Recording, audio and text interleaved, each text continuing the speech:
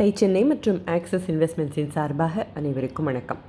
வாடிக்கையாளர்களோட ஒரு பிரச்சனையான பெயின் பாயிண்ட்டை கண்டுபிடிச்சி அதுக்கு ஏற்ற ஒரு தரமான சொல்யூஷனை கொடுத்தது தான் டன்சோவுக்கு முதலீடு கிடைக்க முக்கிய காரணமாக இருந்ததாக நினைக்கிற கபீர், ப்ராசஸில் எங்கெல்லாம் பிரச்சனைகள் வருமோ, எங்கெல்லாம் ஓட்டைகள் இருக்குமோ, அவை எல்லாவற்றையும் சரி செஞ்சதுக்கு அப்புறமா தான் இன்வெஸ்டர்ஸ் கிட்ட போகவே போனார்.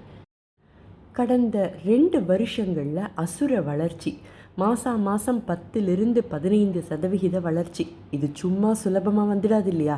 சப்ளை செயினோட எஃபிஷியன்சியை தொடர்ந்து அதிகப்படுத்தினதும், வாடிக்கையாளர்களுக்கு ஒரு எக்ஸெப்ஷனல் எக்ஸ்பீரியன்ஸை கொடுத்துக்கிட்டே இருக்கிறதும் தான் இந்த வளர்ச்சிக்கு காரணம் அப்படின்னு திடமாக நம்புகிறாங்க டன்சோ. இந்த வளர்ச்சி இப்போ இப்படி இருக்கிறதால இவங்களுக்கு சவால்களெல்லாம் இல்லாமையாக இருந்திருக்கும். ஏகப்பட்ட சேலஞ்சஸ். லாஜிஸ்டிக்ஸ் ஸ்மூத்தாக இருக்கணுங்கிறது எவ்வளோ பெரிய சவால்னு நமக்கு தெரியும். இதை சமாளிக்கிறதும் ஒரு டிமாண்டை உருவாக்குறதும் சுலபமாக இருக்கலை. இவங்களுடைய காம்படிட்டர்ஸ் யாருன்னு தான் நமக்கு தெரியுமே. இவங்களோட ஐடியா என்ன? அதாவது டன்சோவோட ஐடியா என்ன? எதை வேணால் எப்போ வேணால் ஒரு இடத்துலேருந்து இன்னொரு இடத்திற்கு மினிமம் காஸ்ட்டில் மினிமம் டைமில் டெலிவர் செய்யணும். இதுக்கு பெஸ்ட் கஸ்டமர் எக்ஸ்பீரியன்ஸும் கொடுக்கணும். கேட்க என்னவோ ஈஸியாக இருக்குது, ஆனால் இந்த ப்ராசஸில் சம்மந்தப்பட்ட 3 ஸ்டேக் ஹோல்டர்ஸுக்கும் ஒரு பிரமாதமான அனுபவம் கொடுக்கணும் அப்படின்னு டன்சோ நினச்சாங்க பாருங்கள். அதுக்கு எவ்வளவு மெனக்கிடணும் இல்லையா? சரி, இந்த 3 ஸ்டேக் ஹோல்டர்ஸ் யார்? பொருளை விற்கிறவங்க, அதாவது மர்ச்சன்ட்ஸ். அடுத்து டெலிவர் செய்கிறவங்க, 3வது கஸ்டமர்ஸ். அதிக வியாபாரமான தொழில்களுக்கு லாபம், ப்ராசஸஸ் தெளிவாகவும் சுலபமாகவும் பிரச்சனைகள் இல்லாமலும் இருந்தால் டெலிவர் செய்கிறவங்களுக்கும் சுலபம். அதே மாதிரி கஸ்டமர்ஸுக்கும் ஒரு வாவ் எக்ஸ்பீரியன்ஸ் கிடைக்கணும். இதை பேலன்ஸ் செய்கிறதுக்கு சின்ன சின்ன விஷயங்களில் கூட அதிக கவனம் செலுத்தணும் இல்லையா? தொடக்க காலங்களில் இது சுலபமாக இருக்கலை. தொடர் முயற்சிகள், இந்த 3 ஸ்டேக் ஹோல்டர்ஸை புரிஞ்சுக்கிட்ட பிறகு ஏற்படுத்திக்கிட்ட மாற்றங்கள், இவையெல்லாம் தான் டன்சோ ஒரு சஸ்டெயினபிள் பிஸ்னஸாக உருவாக காரணங்களாக இருந்திருக்கு. மார்ச் 2018 வரை மார்க்கெட்டிங்க்கும் சரி, ஆப்ரேஷன்ஸை விரிவுபடுத்துறதுக்கும் சரி டன்சோ அதிக செலவு செய்யவே இல்லை. அந்த காலகட்டத்தில் மாதம் 60,000 டிரான்சாக்ஷன்ஸை கையாண்டுக்கிட்டு இருந்திருக்காங்க. ஒரு 40 மெம்பர் டீம் தான் அப்போ இருந்திருக்கு.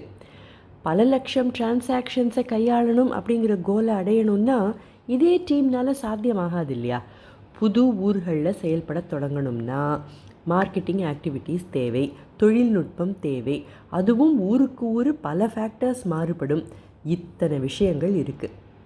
ஒரு புது மார்க்கெட்டை உருவாக்கணும்னா உடனடியாக நமக்கு லாபம் கிடைக்குமா அப்படின்னு பார்க்குறதையும் மீறி லாங் டேர்ம் மற்றும் சஸ்டெயினபிள் க்ரோத்துக்கான வாய்ப்புகள் இருக்கான்னு நிச்சயம் பார்க்கணுங்கிற எண்ணத்தோடு மெதுவாக பிளான் செஞ்சு வளரத் தொடங்கினாங்க டன்சோ. மார்ச் 2019 600 வியாபாரிகளோட பார்ட்னர் செஞ்சுக்கிட்டு இருந்த இவங்க இப்போ 12,000 பேரோட பார்ட்னர்ஷிப் வச்சுருக்காங்க. வாடிக்கையாளர்கள் செய்கிற ஒவ்வொரு ஆர்டருக்கும் டன்சோக்கு கமிஷன் உண்டு. கோவிட் பேரிடர் காலகட்டத்தில் தங்களோட பார்ட்னர்ஸ் எல்லாரோட பாதுகாப்பும் தான் தங்களோட முதல் ப்ரையாரிட்டி அப்படின்னு நினச்சாங்க டன்சோ. கோவிட்னால் பாதிக்கப்பட்டாலும் அந்த எக்ஸ்பென்சஸ் எல்லாமும் கவர் செய்கிற மாதிரி புதுசாக ஒரு இன்சூரன்ஸ் பாலிசி எடுத்தாங்க. குவாரண்டைன் செய்ய வேண்டிய சூழல் ஏற்பட்டாலும் முழு சம்பளம் கொடுக்கணுங்கிறதுல தெளிவாக இருந்தாங்க. கான்டாக்ட்லெஸ் டெலிவரியை அறிமுகப்படுத்தினாங்க. இப்படி வாடிக்கையாளர்களுக்கு மட்டும் இல்லாமல் இவங்களுடைய மிச்ச 2 ஸ்டேக் ஹோல்டர்ஸோட நலன்லையும் இவங்க காட்டின அக்கறை, தொழில் செஞ்சாலும் இவங்க வெளிப்படுத்தின சமூக அக்கறை, இவை எல்லாமும் இந்த பேரிடர் காலகட்டத்திலையும் 4 மடங்கு ஆர்டர் வேல்யூ அதிகரிக்க காரணமாக இருந்திருக்கு. 8 ஊர்களில் 900 பணியாளர்கள் மற்றும் 12,000 மர்ச்சன்ட்ஸ், அதாவது தொழில்களோட பார்ட்னர் செஞ்சு தங்களோட கனவை நம்பி, விஷனை நம்பி வர யாராக இருந்தாலும் அவங்களோட பயணப்பட விரும்புகிற டன்சோ, வெற்றி நடை போட்டுக்கிட்டு வர டன்சோ கிட்டேருந்து தொழில் முனைவோர்கள் கற்றுக்க வேண்டிய பாடங்கள் ஏராளமாக இருக்குது. நம்ம தொழில்களுக்கு அந்த பாடங்களை எப்படி அடாப்ட் செஞ்சுக்கலாம் அப்படின்னு யோசித்தாலே போதும் இல்லையா?